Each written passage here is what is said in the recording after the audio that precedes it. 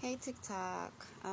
So I'm here with another book review. I started this video a little while ago and realized I wasn't recording, so I had to start again. Anyway, and I might do another one right after this one, just because I finished 2 books in the last week. So I might do that. So if you guys remember, I did say that I was at this bookstore and they had all of these good books, and some of them was like $3.99. So I did grab some, and one of the ones that I picked up was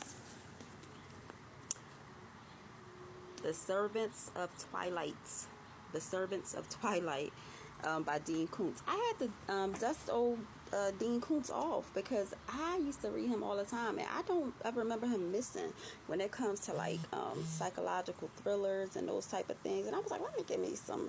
He had so many books I didn't even know he had. Like I read a good amount of his books. Like I said, it was years ago, and it was always good. But and then like Odd Thomas came out. I was like, oh, yeah, Dean Koontz, I haven't read him in a minute, and I'm going to go back and read some more, and reread some of them, too, and read some more. But anyway, they had this book, and I said, oh, this good, this will do.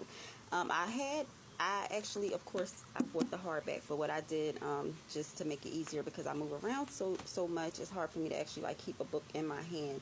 Those are, like, specific days that I'm like, okay, I don't have anything. Well, I always have things to do, but, you can do, like, a lot of promo and stuff like that online.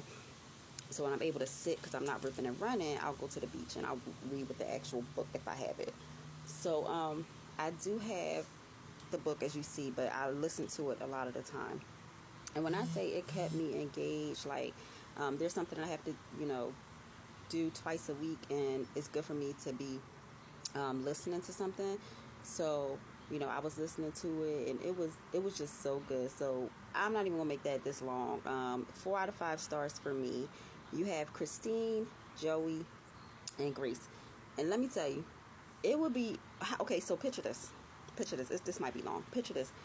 You have a son or daughter, 6, 7, 8 years. I mean, it wouldn't matter what age, but they young. Okay, they 5, 6 years old. And y'all out, say y'all at McDonald's or whatever, y'all getting whatever, or Panera Bread, for these bougie kids.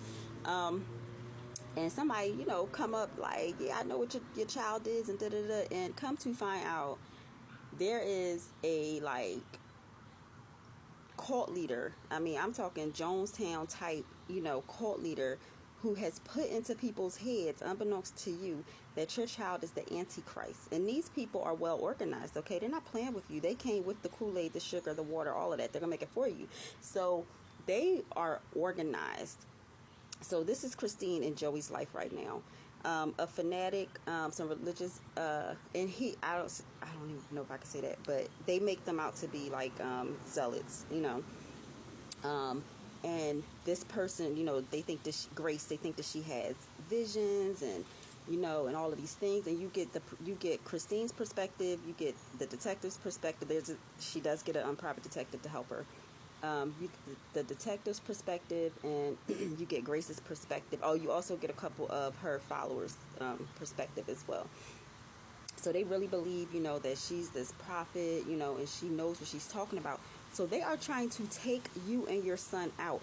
And they are like following y'all. They got y'all information. They got people on the inside of the police department. They got people on the inside of the PI agency.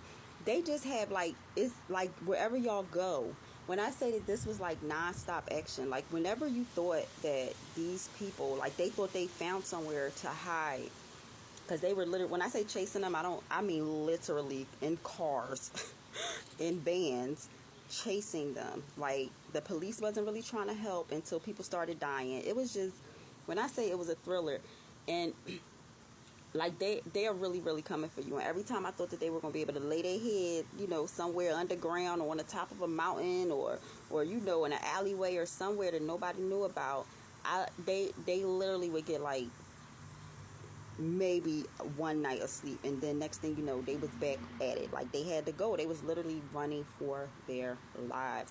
Like, and you wanted to know what happened. Like you wanted to know, oh, do they catch them this time? Oh, what happened? Oh my gosh, they blew what? Oh my god. So it just brought back to me like, yeah, he really is a good writer. And he really does like make you want to know what's going to happen next. And I love a book that makes me want to know what happened next, like The Housemaid, that made me want to know what happened next. A few things about the characters, they were very, very well developed, but Christine, the mom, was getting on my last damn nerve, because if I come and I hire you to help me save my son, and you tell me, look, we need to check this for trackers, I'm not arguing with you, sir. Here, check everything for trackers. You need help? What am I looking for? Can you pull it up on the phone? Like, what come?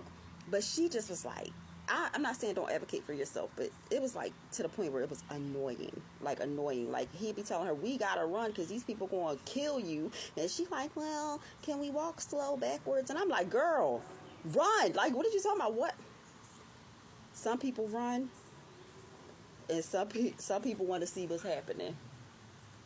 So she's definitely like, let's see what's happening. I was like, girl, run. Ask them questions later. So that was one thing that did get me about her. Grace, I could see where she would be convincing, you know, and like she really, really felt like this boy was the Antichrist, and it was her mission to get him up out of here. And the people who were following her really believed it too. Like they was like, they was the type of people, they'll go below their self, they'll go, harm themselves or whatever, to just to do whatever she said needs to be done, that she heard from God in one of her visions.